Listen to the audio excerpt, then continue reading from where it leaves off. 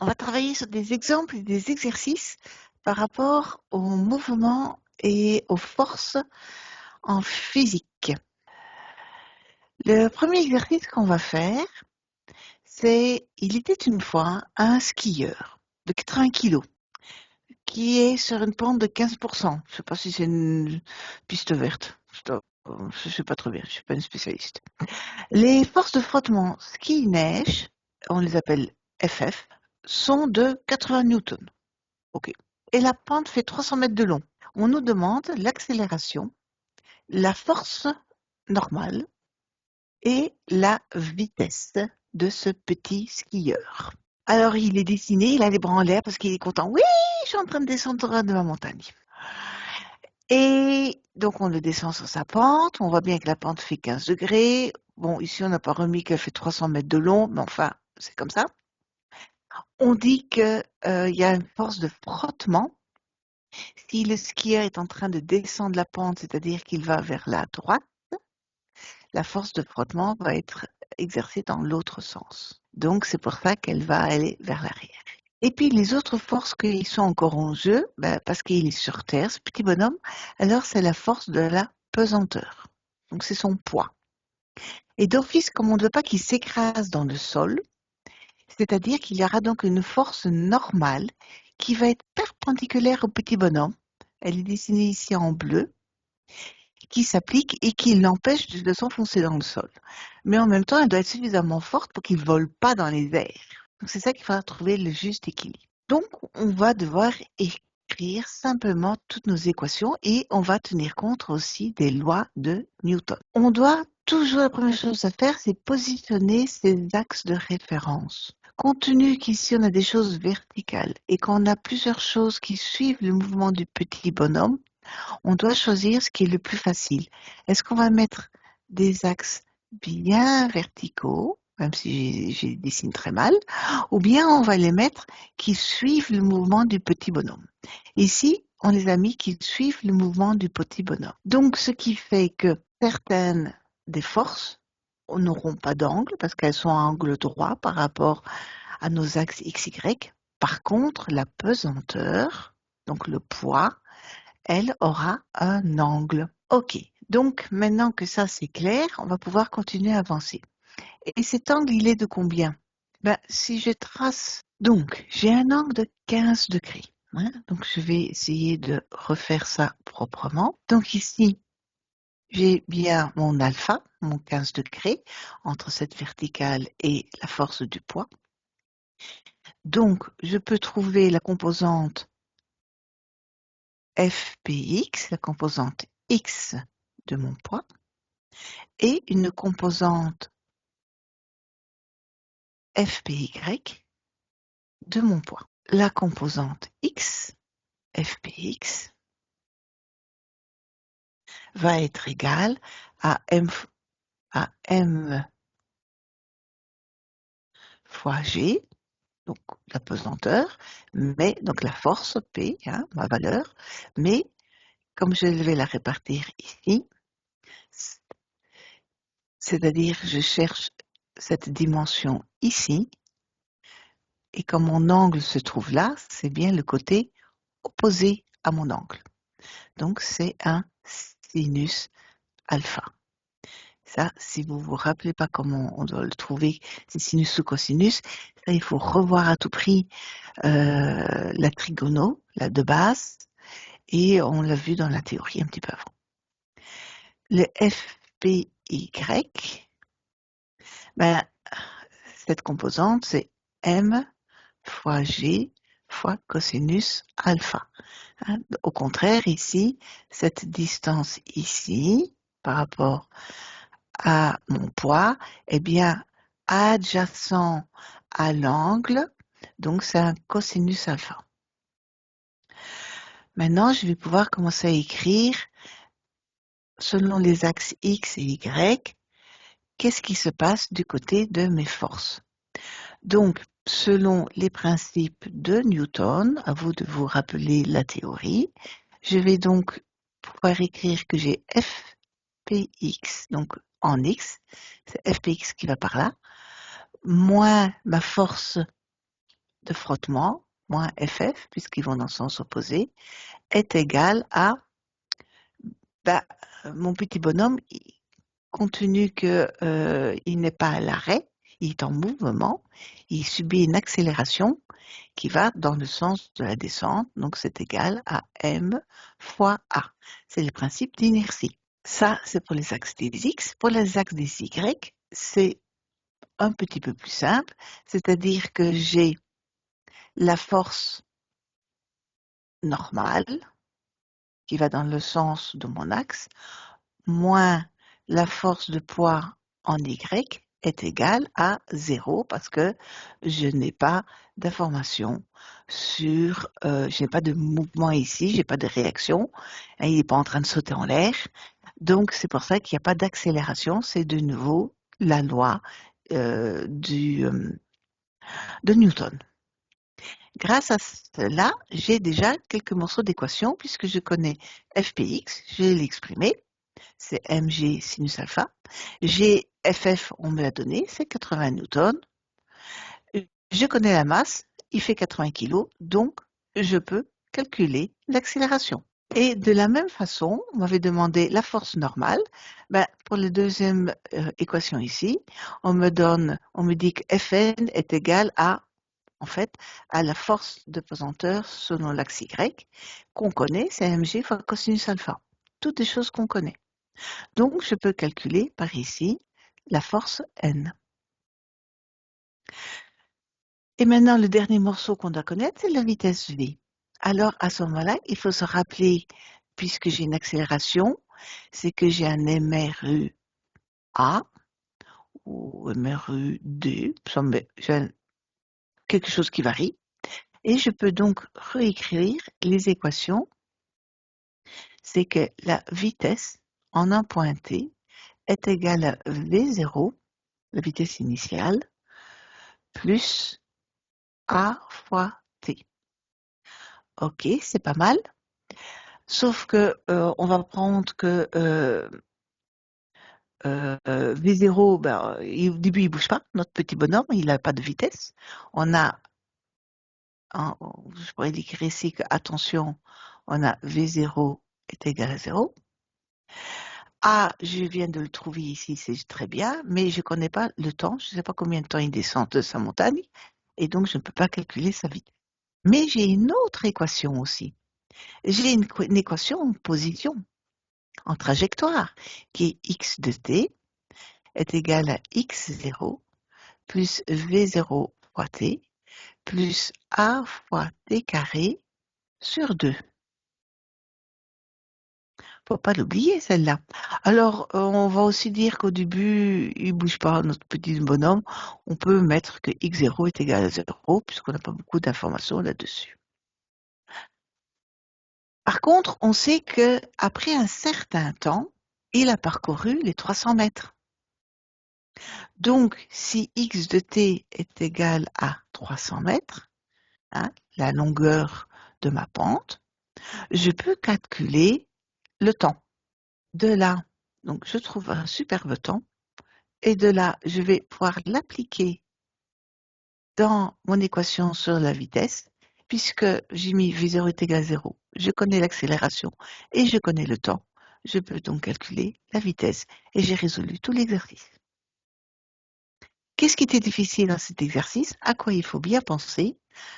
Il faut penser à bien mettre ces axes x, y les plus faciles possibles, ne pas se tromper dans les sens des sinus et des cosinus, bien penser à mettre les équations, à repérer d'abord les forces par rapport à ces axes, tout petit dessin de préférence, et puis bien écrire ces équations selon les deux axes qu'on a définis, x et y, en se rappelant des principes ou des lois de Newton, remettre si nécessaire aussi les équations de la vitesse et de la trajectoire qu'on a étudiées dans le MREA ou dans le MRU en fonction des cas. Et à partir de là, normalement, vous avez tout ce dont vous avez besoin pour travailler. OK. La question suivante, prenons la question numéro 2. elle est vraiment toute mignonnette. On nous donne deux figures avec une masse de 10 grammes plus 10 grammes, de l'autre côté une masse avec une force de 0,2 newton. Et on nous demande comparer les accélérations subies par les deux masses dans les deux cas. OK. On sait que le poids, c'est M fois G. Ça, on peut déjà l'appliquer des deux côtés. Donc ici, pour la première figure, la masse, c'est 20 grammes. On va devoir le mettre, bien entendu, en kilos.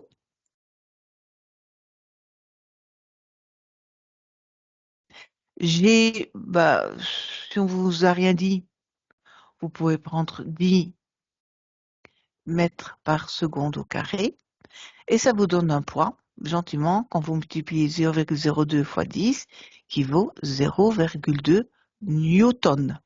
Si vous avez directement mis des kilos, des mètres et des secondes au carré, votre poids est en newton. Oh, c'est joli ça. Mon poids de 0,2 newton est équivalent à la force qu'on a appliquée en figure 2. On nous demande quelle est l'accélération subie par mon petit bonhomme. De nouveau, selon les lois de Newton, on a la force est égale à m fois l'accélération. Donc, du côté de gauche, dans la figure 1, ma force, en fait, c'est le poids. Donc, j'ai mon accélération 1, je vais l'appeler ainsi, c'est mon poids divisé par ma masse. C'est pas très, très original, hein, parce qu'on avait déjà les informations avant. Et dans le deuxième cas, c'est encore plus bête parce que là, on va appliquer que c'est la force qu'on me donne divisée par la masse.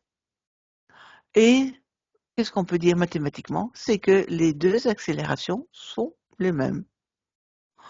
Je n'ai pas très bien compris l'intérêt de l'exercice, mais bon, voilà, il fallait le faire, on l'a fait.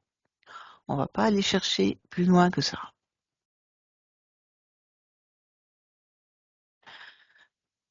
Alors, un petit peu plus passionnant, prenons maintenant le numéro 1 ici, avec un joli MRU et MRU1. Un sportif parcourt en 12 secondes une distance totale de 100 mètres. OK, donc on peut déjà commencer à faire un joli graphe. Donc ici, il a un temps. On sait que de ce point-là jusqu'au point d'arrivée, j'ai 12 secondes. Et je sais que si je regarde au niveau du parcours, ce sera 100 mètres. Et dont on me dit les 20 premiers mètres sont parcourus avec une accélération constante. OK. Donc sur le reste du trajet est parcouru avec une vitesse constante. Alors si je mets ici le graphe des vitesses, en gros, qu'est-ce qu'on est en train de me dire? Que pendant un certain temps, ma vitesse va augmenter et puis après elle va stabiliser pendant jusqu'à mes 12 secondes.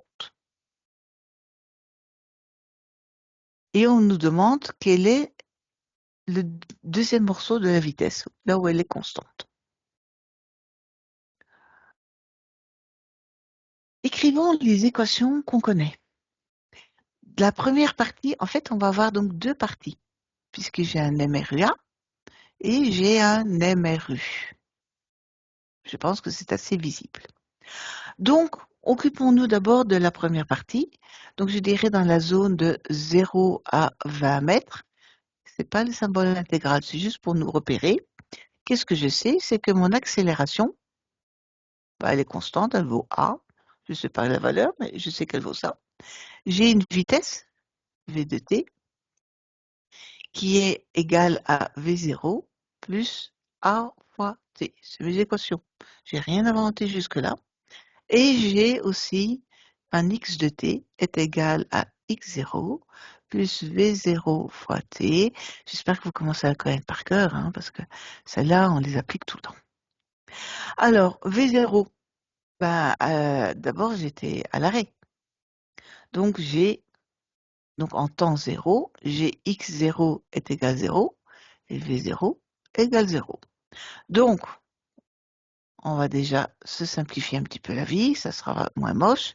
Poup, tout ce morceau-là disparaît, ce morceau-là disparaît, ce morceau-là disparaît. Parce que j'ai du bleu ici qui me dit tout ça c'est égal à 0. Ok, qu'est-ce que je sais dire encore?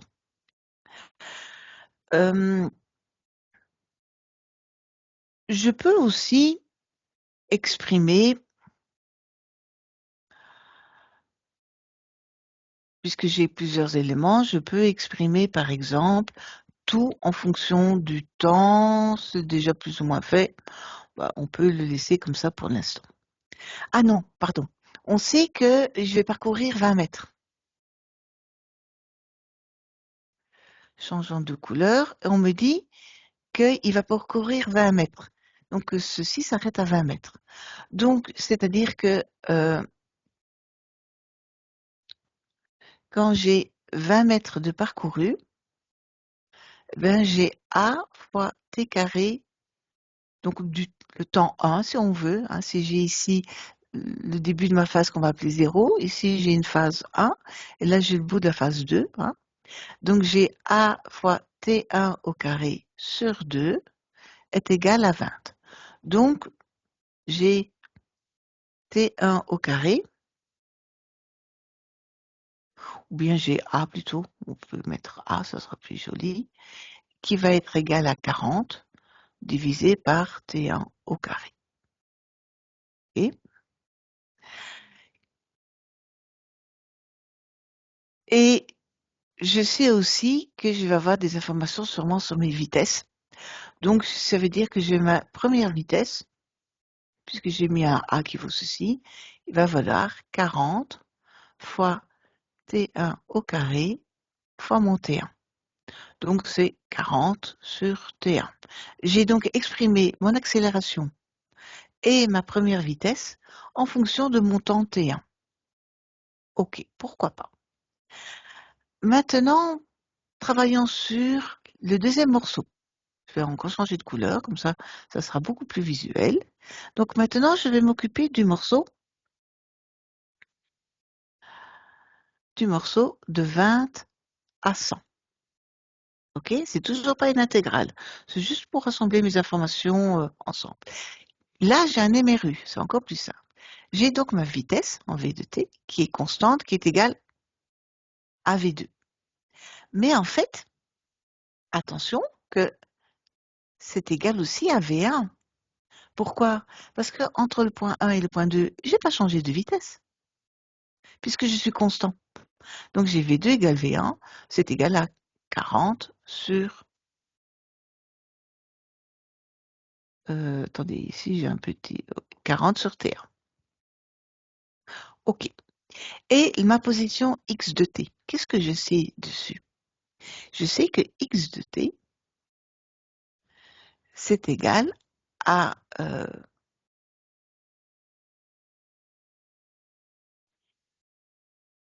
V2. Pardon, j'ai oublié un petit morceau. Oups, je reviens. C'est égal à x0 plus V2 fois t. X0, on a déjà dit, il vaut 0, donc on ne va pas s'en occuper. Donc x de t est égal à V2 fois t. OK.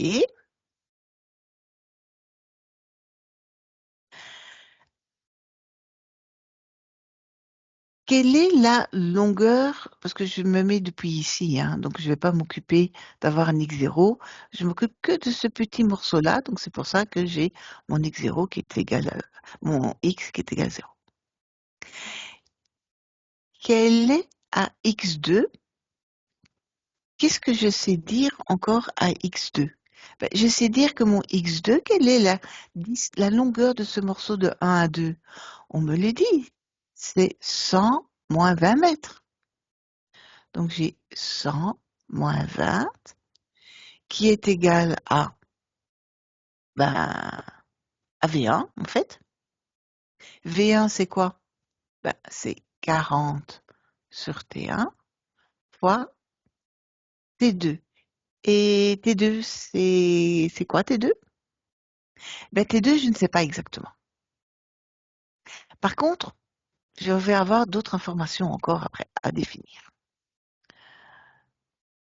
Donc, je viens de trouver une superbe relation entre T1 et T2. Parce qu'en gros, j'ai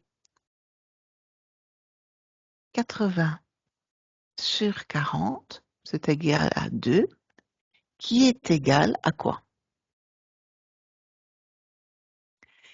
Est égal à T2 sur T1.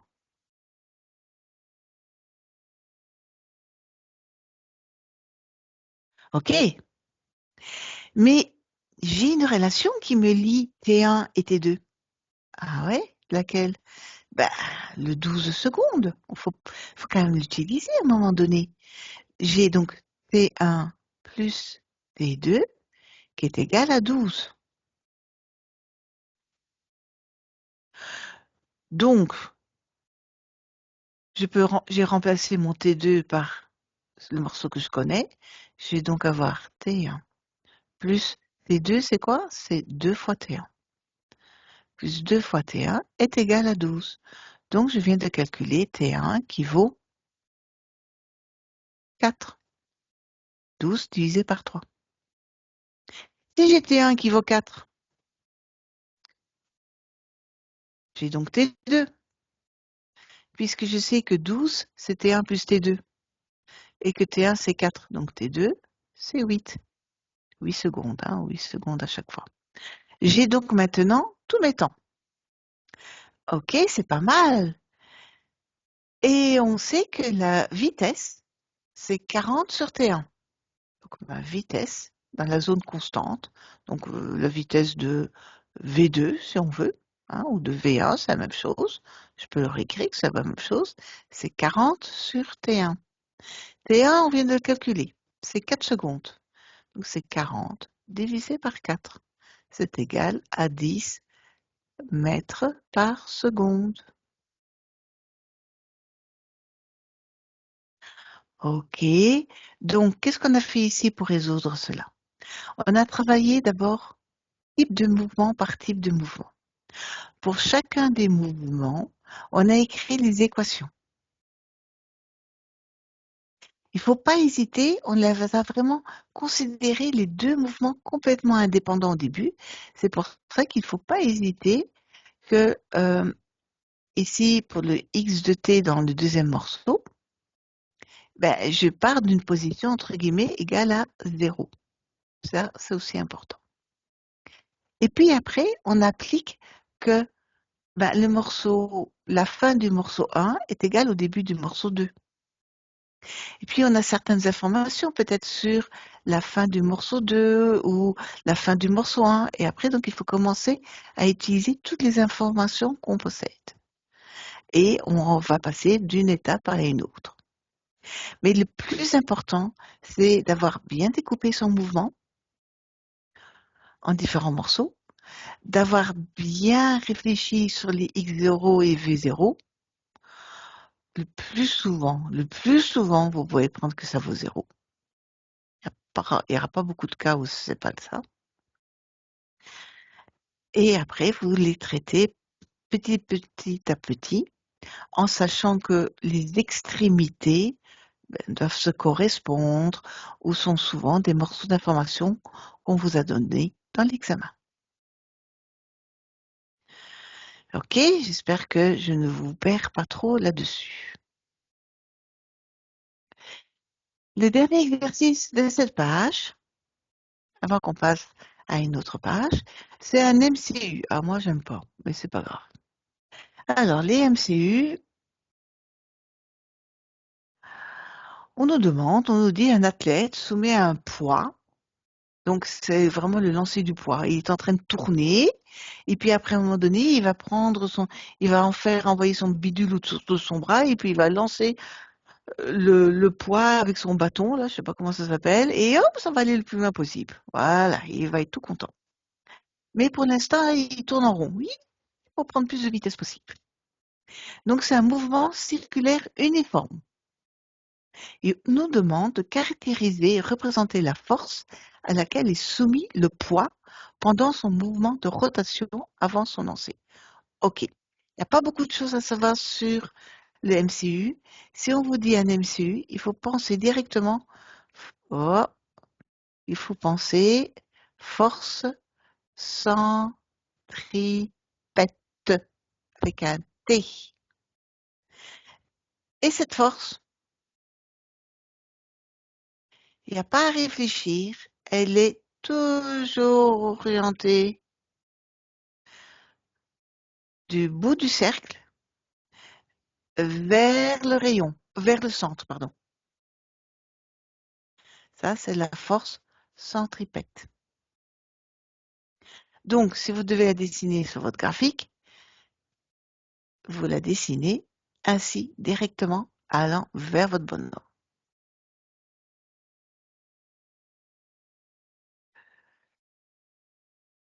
Si on vous demande de la caractériser, c'est-à-dire qu'on vous demande d'indiquer certaines informations par rapport à cette force.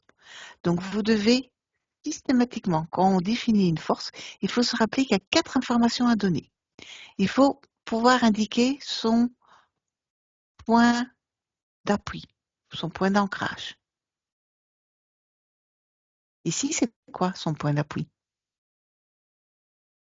Son point d'appui, c'est un point sur le cercle. C'est le point sur le cercle. OK? Des informations qu'il faut donner, il faut lui donner une direction. Souvent, c'est vertical, horizontal, oblique. Ici, la direction va être, elle va être le long d'un rayon, on peut dire.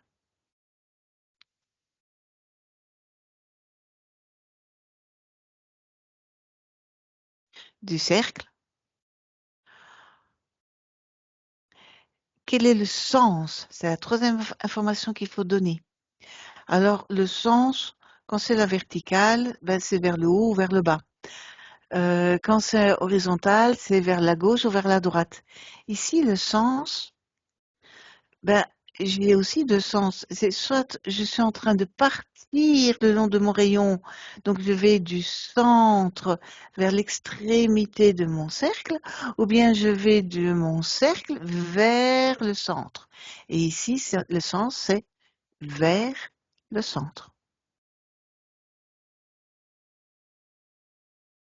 La troisième information qu'il est nécessaire de fournir pour déterminer une force, hein, pour caractériser la force, c'est son intensité, sa valeur, quoi, numérique. Et alors ça, c'est un peu moins rigolo parce que l'intensité d'une force centripète, c'est lié à l'accélération centripète. Et alors là, il faut se rappeler qu'on a vu certaines équations ou certaines formules, et donc on a la force en valeur, hein, donc on peut représenter comme ceci, avec 2 petites barres devant et 2 petites barres derrière. Bien simplement, vous pouvez mettre FCP comme ça, mais alors sans le symbole vecteur, hein, attention. C'est donc la masse fois l'accélération. Et l'accélération centripète, sa valeur est définie comme étant V carré sur R. Donc c'était la vitesse linéaire. Vitesse linéaire, qu'est-ce que c'est? C'est la vitesse du petit poids qui se balade le long de son cercle. Ou bien, c'est la masse, bien entendu, fois la vitesse angulaire fois r. Et la vitesse angulaire, c'est donc la vitesse par rapport à cette trajectoire circulaire. Donc la vitesse linéaire, c'est mon petit bonhomme se balade, mais il ne sait pas très bien qu'il est sur un cercle, il ne fait pas attention, le poids, qu'il est sur un cercle, il se déplace simplement. Que la vitesse angulaire, ben oui, c'est un cercle. Donc c'est ça la différence entre les deux vitesses. Donc ça, par contre, il faut connaître par cœur la formule de l'accélération l'accélération centripète. Hein, c'est A est égal à V carré sur R ou A est égal à oméga carré fois R. On l'a multiplié par la masse du poids, hein, pas du bonhomme, hein, mais du poids, pour avoir la force centripète. Et avec ça, eh ben, vous avez donné les 4 informations qui vous permettent de caractériser la force. Et on passe à la page suivante. Alors ici, gentiment, je vous ai donné toute une série de réponses. Voilà, c'est tout ça que je viens de vous expliquer. Puis maintenant, ici, il y a toute une série d'exercices. Alors ça, je vous laisse vous amuser à les faire, surtout qu'il y a des corrections derrière, mais bon, ça c'est chut, faut pas dire. Allons voir maintenant un examen. Et je propose de prendre un des derniers examens. C'est toujours plus passionnant de prendre les derniers examens.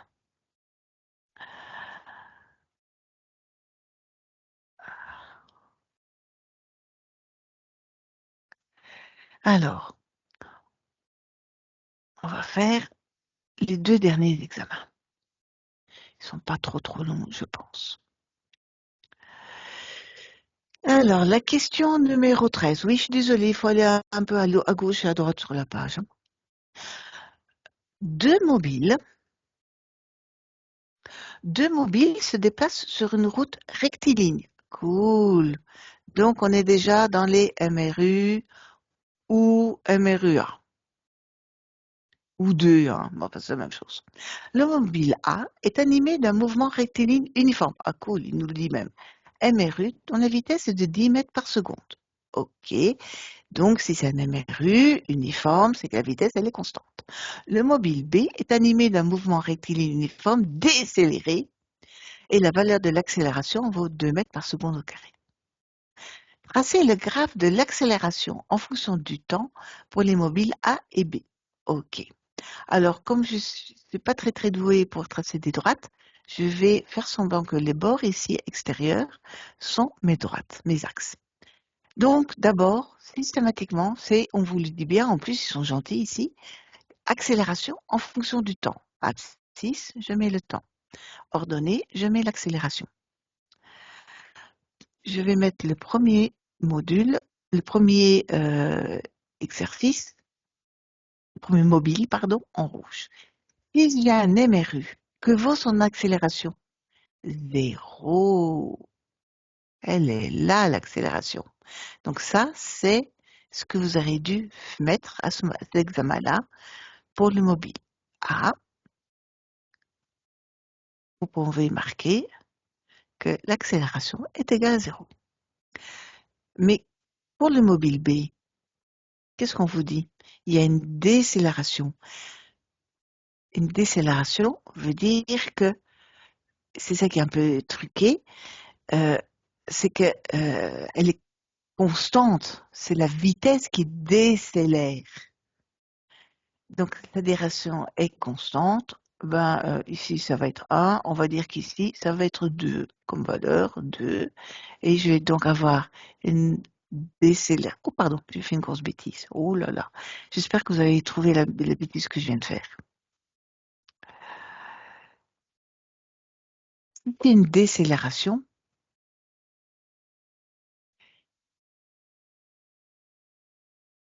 C'est que mon accélération, ma valeur numérique, c'est -2.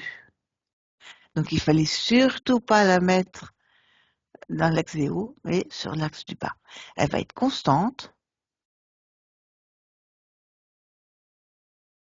mais elle vaut -2. A est égal à -2. OK?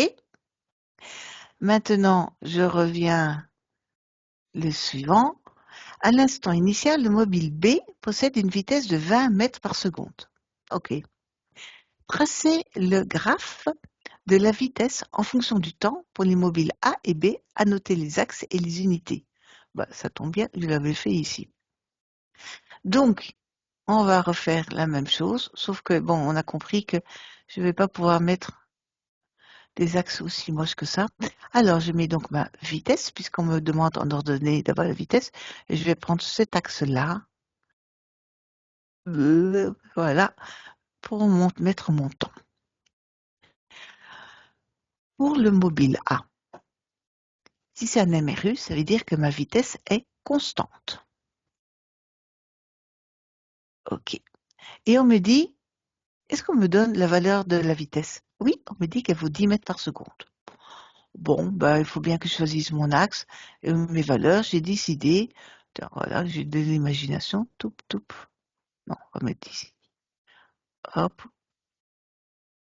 Voilà. Ici, j'ai décidé que ça vaut 10.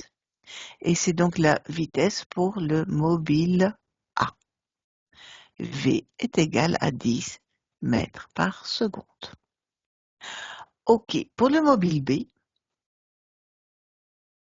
ici, c'est vrai que j'aurais pu mettre mètres par seconde au carré, ça aurait été plus chic, parce que j'ai oublié d'indiquer, très très grave, Sophie, mètres par seconde au carré, il fallait mettre les unités, et mon temps, il faut mettre des secondes.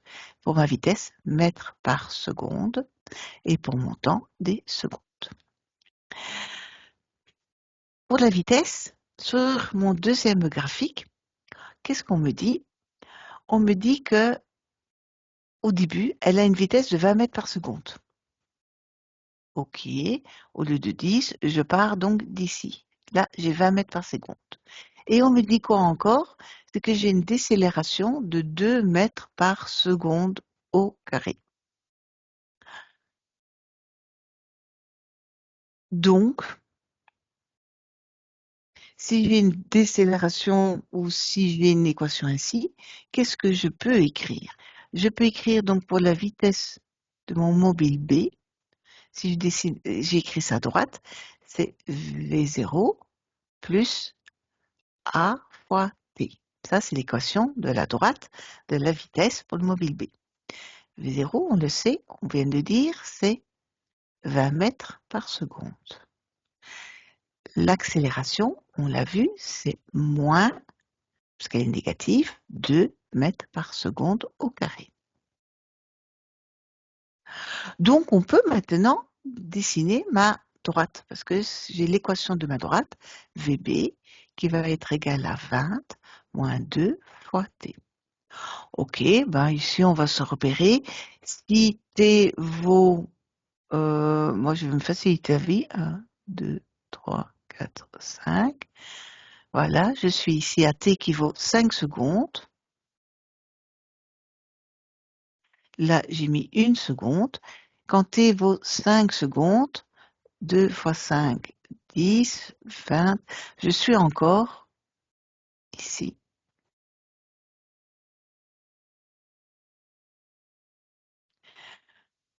Ouais, c'est censé être une jolie droite, hein. Ouais, bon, je suis pas très très douée pour faire des droites. Donc, j'ai l'équation de ma vitesse pour le mobile B, c'est 20 moins 2 fois T. On a fait le 13,2. Le 13,3. En regardant le graphe de la vitesse, OK, expliquez ce qui se passe à l'instant T égale 5 secondes. Ben, à l'instant T égale 5 secondes, j'ai que la vitesse du mobile A égale la vitesse du mobile B. C'est tout. Et à la limite, on peut même indiquer qu'elle vaut 10 mètres par seconde. Voilà, on a fini la question 13.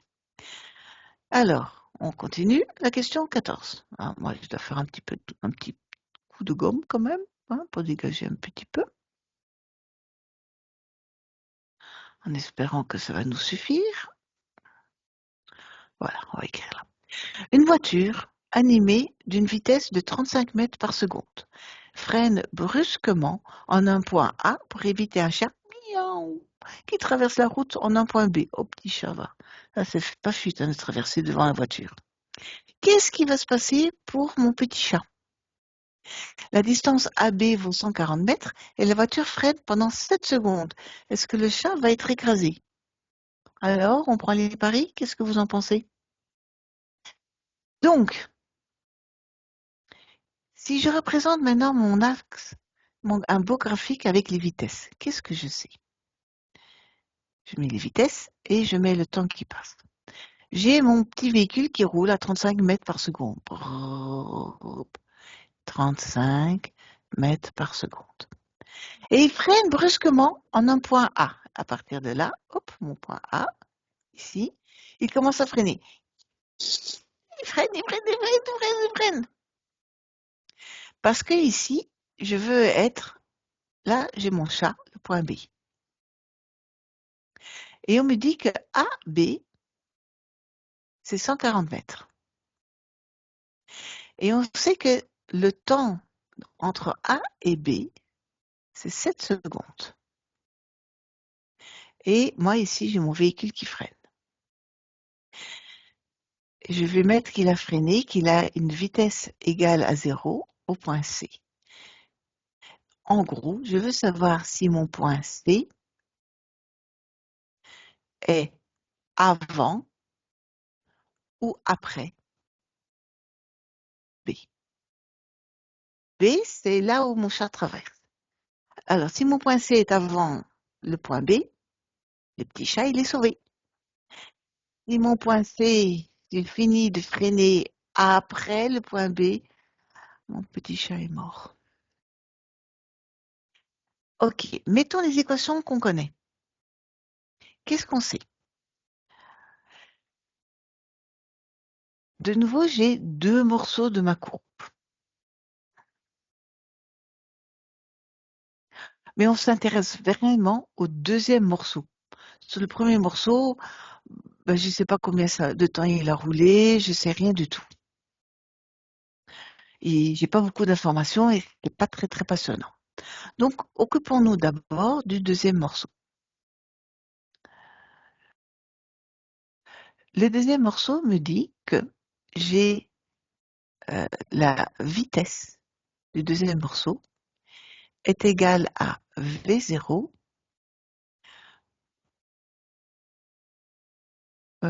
moins, parce que j'ai une décélération, donc autant mettre directement le signe A fois T. Hein, je vais mettre le moins pour indiquer que c'est une décélération. Si tu ne fais pas ça, j'aurai simplement une accélération négative. C'est tout. Et on me dit que x de t est égal à x0 plus v0t moins at carré sur 2. OK? Au point C, à VC, la vitesse est égale à 0.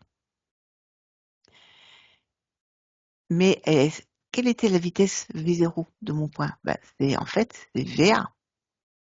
C'est la vitesse au point où je commence à freiner, c'est-à-dire 35 mètres par seconde. Moins ma décélération, ça, je ne la connais pas. Mais je sais quel est le temps AB. Pardon, AC. Je connais le temps AC. Le temps AC, le temps où je freine, c'est 7 secondes. Donc, je peux calculer mon accélération, si on veut. Hein, cette accélération va valoir VA sur TAC, c'est-à-dire 35 sur 7. C'est égal à 5 mètres par seconde au carré. OK, je connais l'accélération. Je connais beaucoup de choses maintenant.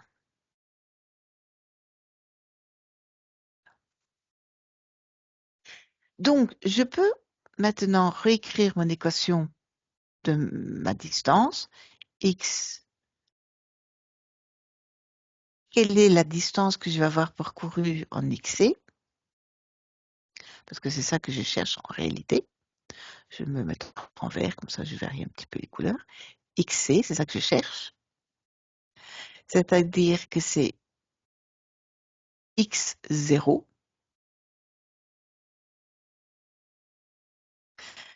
Mais on va partir du principe que ça c'est égal à 0, puisque j'ai pas d'information. On me donne rien sur cette information-là. Plus V0 fois T. Mon V0 de ce petit morceau-ci, eh ben, ça je le connais, hein. Mon 0, c'est, en fait, je devrais l'appeler directement XA, ça serait plus propre. Hein, puisque je suis en train de m'occuper de ce morceau-ci, de mon deuxième mouvement. Donc j'ai XC, c'est XA plus VAT en position C, moins, parce que j'ai une décélération, je l'ai mis directement, A fois le temps C au carré sur 2. C'est donc la vitesse au point A, on a dit, elle vaut quoi? 35. Le temps de parcours, c'est 7. 35 fois 7, moins mon accélération, c'est 5. Mon temps, c'est 7 au carré sur 2. Je peux donc calculer un superbe XC. Alors, je n'ai pas de machine, ça me fatiguerait de faire les calculs, donc moi, je vais tricher, je vais lire dans la réponse, c'est 122,5 mètres. Donc, si je représente mes différentes distances, j'ai mon point A où je commence à freiner. J'ai mon point C où j'ai terminé de freiner. Et ça, cette distance, ça fait 122,5 mètres. Et je sais que j'ai mon petit chat. Je vais essayer de dessiner un petit chat. Pip, avec voilà, un gros ventre, une jolie petite queue et des petites oreilles. Et alors, ici, hop, une moustache. Il est au point B qui est à 140 mètres. Est-ce qu'il est sauvé? Mais oui, puisque mon véhicule s'est arrêté presque 18 mètres avant lui. Voilà,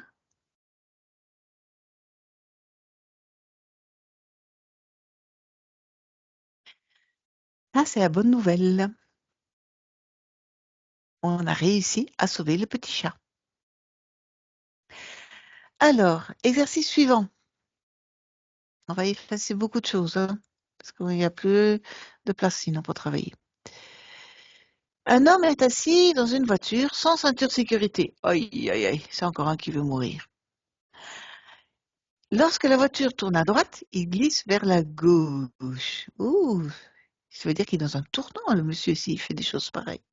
Peut-on en déduire qu'il existe une force centrifuge? Ah, alors, ça, c'est la jolie astuce. On a bien dit centrifuge. Eh bien, un centrifuge, entre guillemets, ça n'existe pas. Le véhicule, lui, qu'est-ce qu'elle subit? C'est la force centripète. On l'a assez dit. Donc, peut-on déduire qu'il existe une force centrifuge? Non. C'est pas une machine à laver le linge. Justifier la réponse. Le véhicule subit une force centripète. Alors, vous pouvez à la limite la caractériser un petit peu.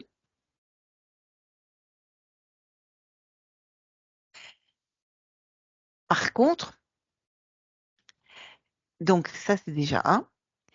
Et par contre, attention, c'est que notre monsieur là, le petit bonhomme, n'est pas attaché au véhicule. Pas attaché.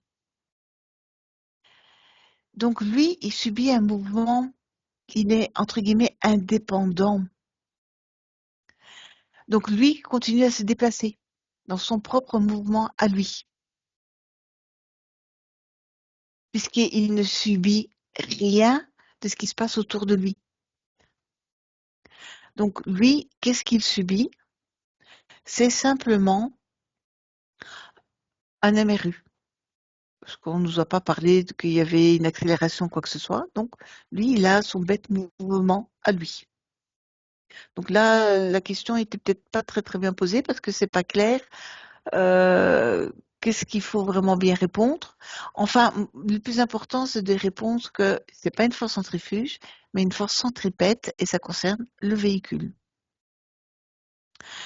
La question 16. Comme le montre le schéma, un mobile de 15 kg est soumis à une force constante de 30 newtons. Ok, elle est là.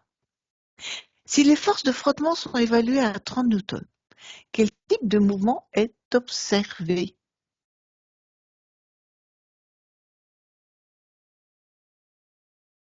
Ok.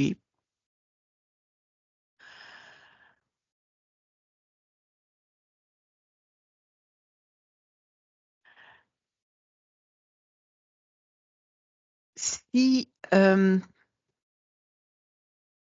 les forces de frottement sont évaluées à 30 newtons, elles vont aller dans le sens opposé au mouvement.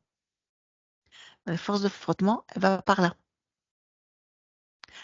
Donc déjà, qu'est-ce qu'on obtient? On obtient quelque chose d'immobile parce qu'on va avoir que la somme des forces va être égale à 0. Donc déjà, on a ça. Maintenant, quel type de mouvement va être observé dans le deuxième cas si les forces de frottement sont négligeables? Ben là, j'ai que la somme des forces est égale à m fois l'accélération. Donc, si au début ici, puisque je n'ai pas d'accélération, j'ai donc un MRU, puisque j'ai pas d'accélération, car pas d'accélération, puisque ma somme des forces est égale à 0. Par contre, dans le deuxième cas, puisque je n'ai plus qu'une seule force,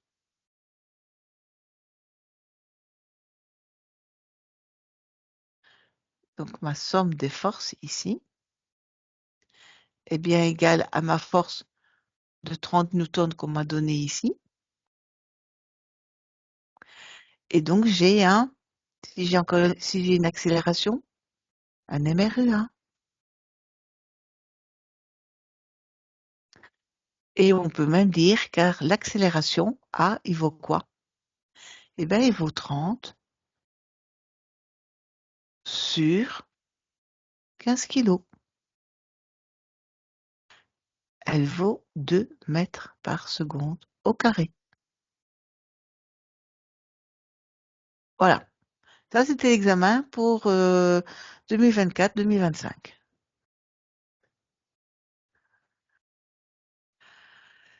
Pour 2026,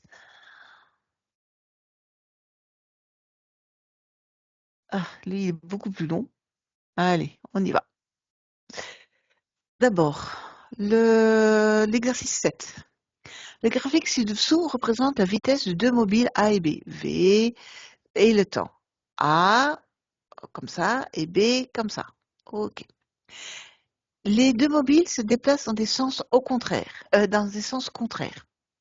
Ben, je ne sais pas, moi. Tout ce qu'on me parle, c'est de vitesse. Je peux deviner ce qui se passe peut-être sur l'accélération, mais je ne sais pas dans quel sens ils vont. On n'a jamais dit ça. Donc c'est faux. On n'a pas d'information là-dessus. L'un des mobiles ralentit. Ah, ralentit, c'est lié à la vitesse. Ben oui, j'ai sa vitesse, celui-là, elle décélère. Oui, c'est même le A. Donc ça, c'est vrai. De 0 à 2 secondes, ici, de 0 à 2 secondes. Les deux mobiles ont parcouru la même distance. Ah, ça va être beaucoup plus rigolo parce que ça, il va falloir le démontrer. Parce que moi, comme ça, je ne peux pas le voir par cœur. Alors, il faut se rappeler que la distance parcourue, c'est l'aire de mes graphiques. Donc, j'ai une aire ici pour le point B. Et puis, je vais avoir binaire ici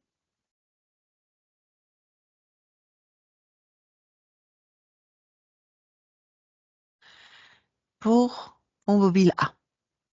OK. Commençons par le rouge.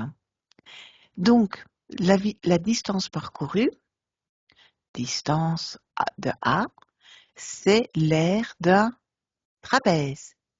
J'espère que vous vous rappelez les formules. L'aire pour un trapèze, c'est la petite base plus la grande base fois la hauteur divisé par 2. La petite base, elle vaut combien? Elle vaut 10. Oh, c'est cool. Plus la grande base qui vaut 20.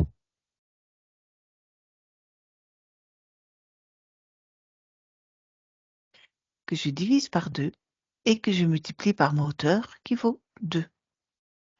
Donc ma distance parcourue, c'est 30 mètres. Maintenant, pour mon point B, ma distance parcourue pour le mobile B, qu'est-ce que c'est? C'est l'aire du triangle. L'aire du triangle, c'est quoi? C'est base fois hauteur divisé par 2. Ma base, c'est 2. Ma hauteur, c'est 10. Divisé par 2. C'est donc égal à 10 mètres. On vient de démontrer que de 0 à 2 secondes, les deux mobiles ont parcouru la même distance et c'est faux. On nous demande le suivant, les accélérations des deux mobiles sont égales en valeur absolue. Oui, ça va être vrai. Parce que vous pouvez calculer la pente pour le premier mobile A et pour le deuxième mobile. Et vous voyez que si, alors vous pouvez même le faire avec les équations. Vous savez que la vitesse pour le mobile A, c'est V0 du mobile A, moins, parce que j'ai une décélération, on va mettre un plus, ça va être plus facile à voir, plus A fois T. Alors, la vitesse originale de mon mobile A, c'est 20. L'accélération, ben, je ne la connais pas, je la cherche. Le temps, jusqu'au bout, c'est 4 secondes. Et à ce moment-là, quelle est la vitesse de mon point A? Elle vaut 0. Donc, je peux calculer que l'accélération de mon point A, c'est moins 20 sur 4. C'est égal à moins 5 mètres par seconde au carré.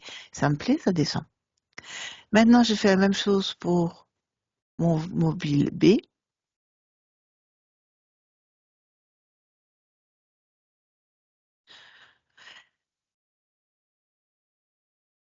Après 4 secondes, mon mobile B, il vaut comme vitesse 20. Mais au départ, c'était quoi sa vitesse, son point 0? C'est 0. Son accélération, je la cherche. Et il a mis 4 secondes pour arriver jusque-là. Donc, on voit bien que l'accélération au point B, du mobile B, c'est 20 divisé par 4, c'est égal à 5 mètres par seconde au carré. Donc, les accélérations des deux mobiles sont égales en valeur absolue. Ben oui, c'est-à-dire sans tenir compte du signe. C'est vrai. Voilà, on vient de faire déjà un premier exercice, on a gagné 4 points. Oui, cool.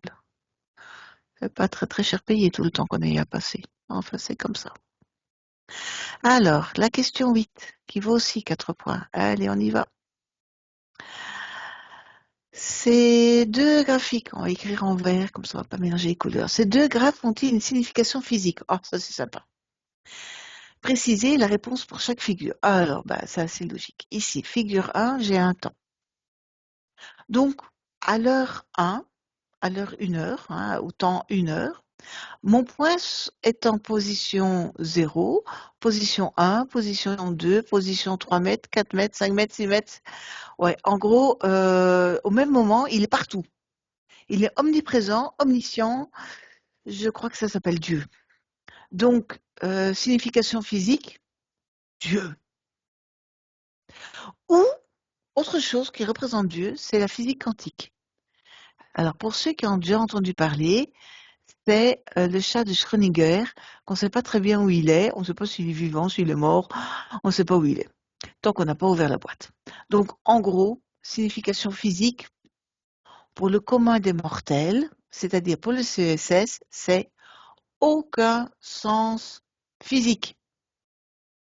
Aucune, pardon, signification physique. Signification physique. Ça, c'est pour la première figure.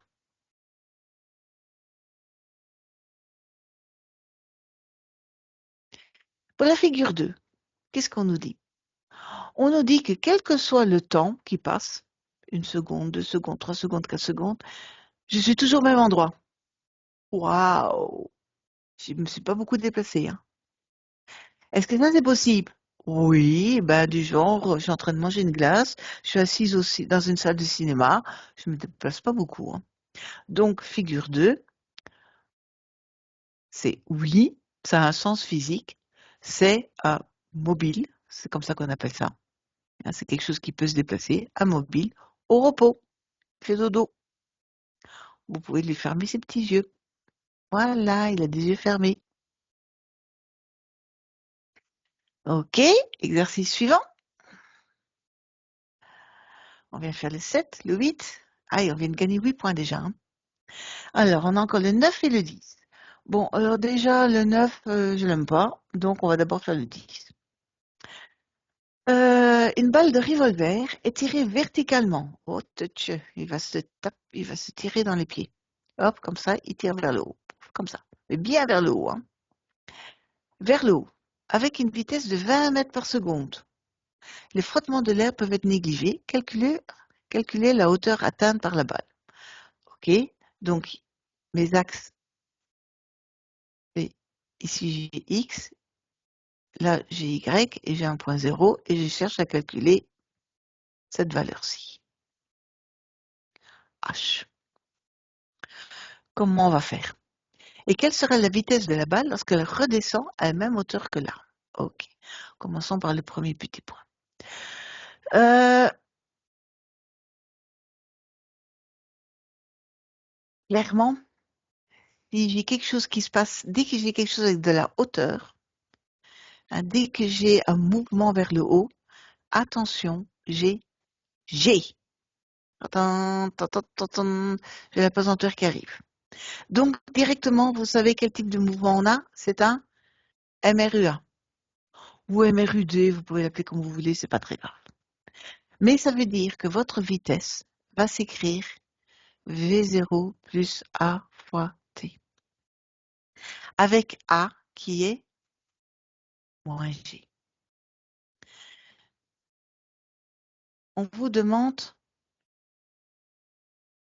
et vous allez avoir, pardon, X qui est égal à X0 plus V0 plus, oh là, V0T plus A fois T carré sur 2. Bah, le X0, on ne nous a pas donné d'infos, donc on prend 0 mètre. Le V0, bah, au début, la balle, elle part pas, elle n'a pas de vitesse, donc elle est à 0. Par la première équation, je sais que donc que la vitesse de 20 mètres par seconde est égale à 0 plus A, pardon, je ne vais pas mettre A directement, je vais mettre, on a déjà une valeur pour, donc moins G fois temps. Donc, je sais que le temps pour arriver à 20 mètres par seconde, c'est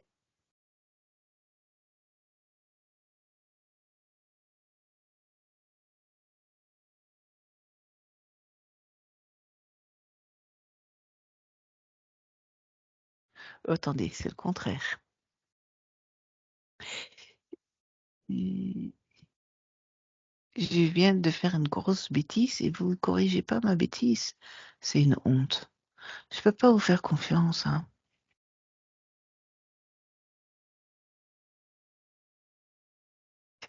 La faute que j'ai faite, et je viens de la corriger, c'est qu'on me dit, j'arrive à une vitesse de 20 mètres par seconde après un certain temps.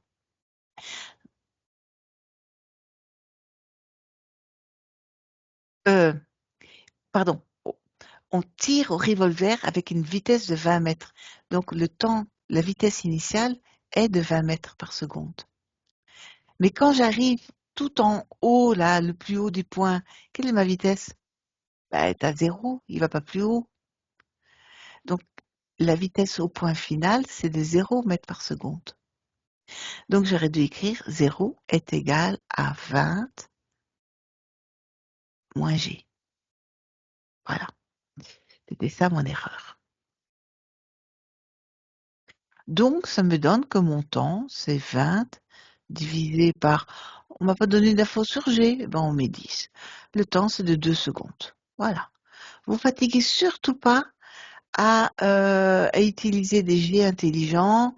On vous a pas donné d'infos, vous mettez 10. De toute façon, vous n'avez pas le temps à perdre, alors faites ça. Maintenant, la hauteur, c'est ça qu'on cherche, hein. Donc mon H. On m'a pas donné la hauteur du bonhomme. Donc on va penser qu'il tire depuis la hauteur du sol, puisque j'ai pas de hauteur.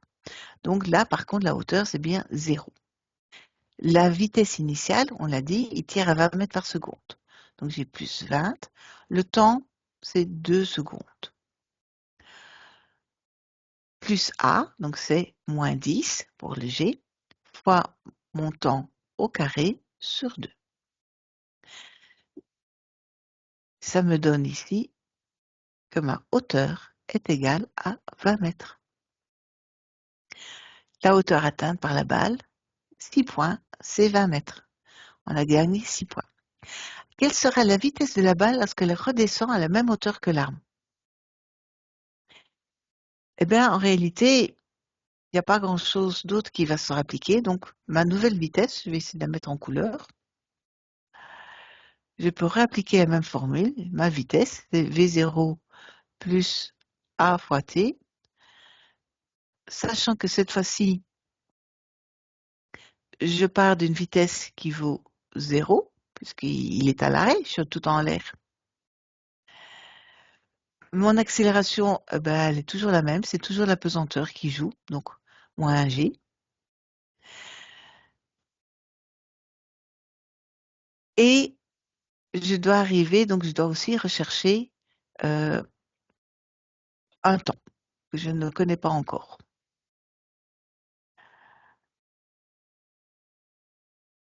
Sauf que je connais aussi autre chose, c'est mes x. Je peux réécrire mes nouvelles équations.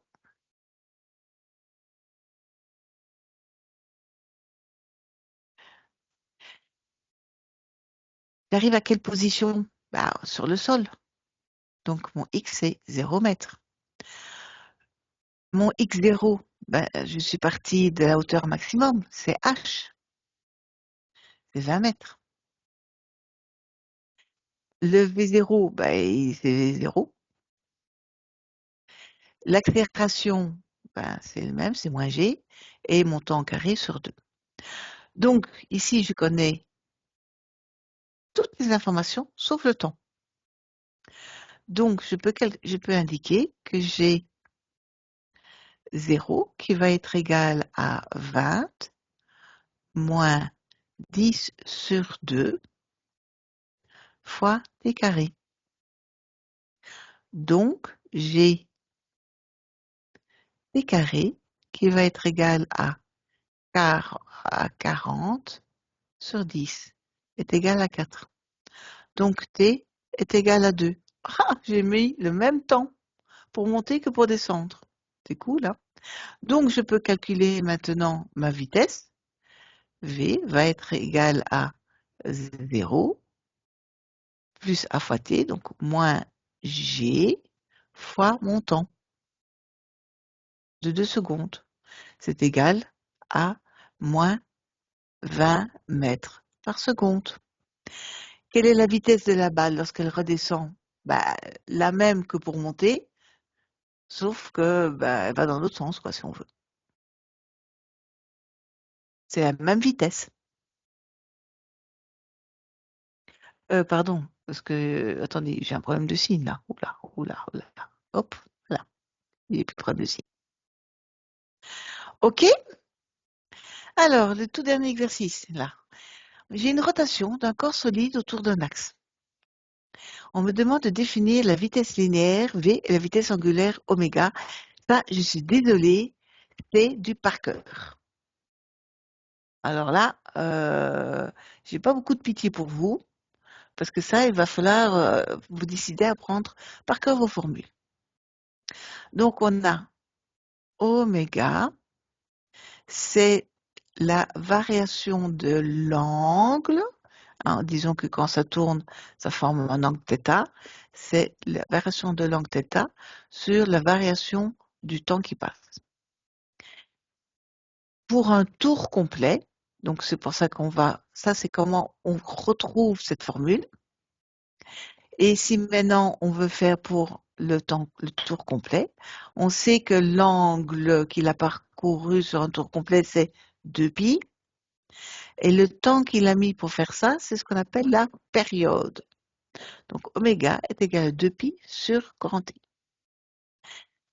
Ça, c'est la définition pour la vitesse linéaire, c'est oméga sur 2π sur T. La vitesse, pour la vitesse angulaire, pardon. Pour la vitesse linéaire, donc c'est la vitesse ici, le long de la trajectoire même. Donc, il faut prendre la distance parcourue. Ici, on parcourt une distance le long de cette trajectoire, c'est delta S. Donc, c'est la corde, si on veut, la longueur de l'arc aussi, sur mon temps passé. De nouveau, pour un tour complet, c'est quoi cette distance parcourue? C'est le périmètre de mon cercle. C'est donc 2πr sur le temps passé, c'est mon grand T, c'est ma période.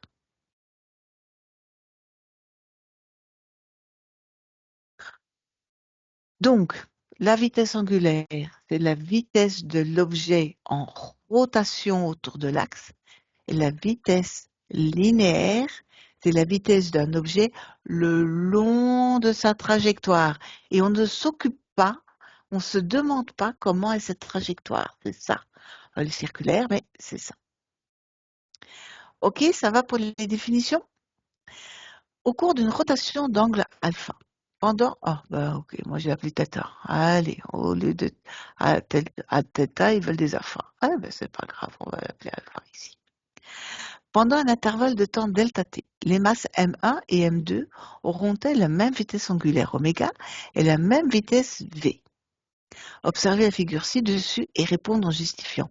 Le piège à bien regarder, c'est qu'ils ne sont pas sur le même rayon.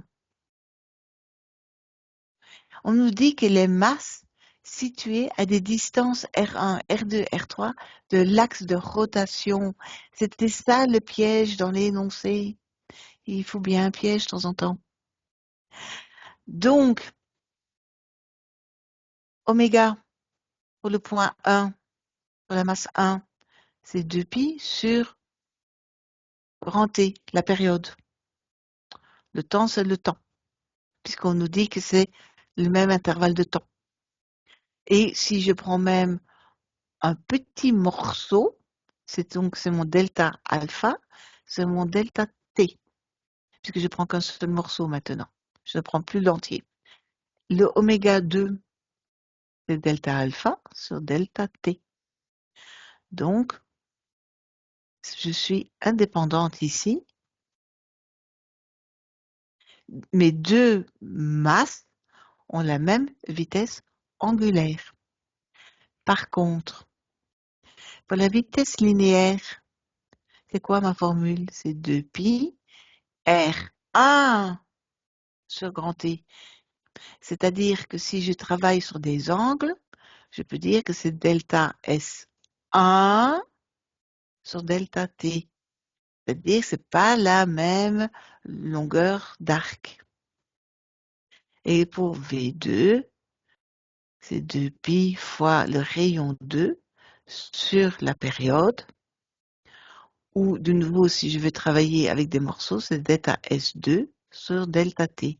Ce qu'on veut dire par là, visuellement, c'est que sur un même temps qui passe, delta T, comme le rayon du cercle n'est pas le même, ils n'ont pas parcouru la même petite distance. J'ai delta S1 qui est différent de delta S2. Donc, les vitesses linéaires sont différentes. C'est QFD et l'examen est terminé. Voilà. Et avec ça, on a fini la présentation.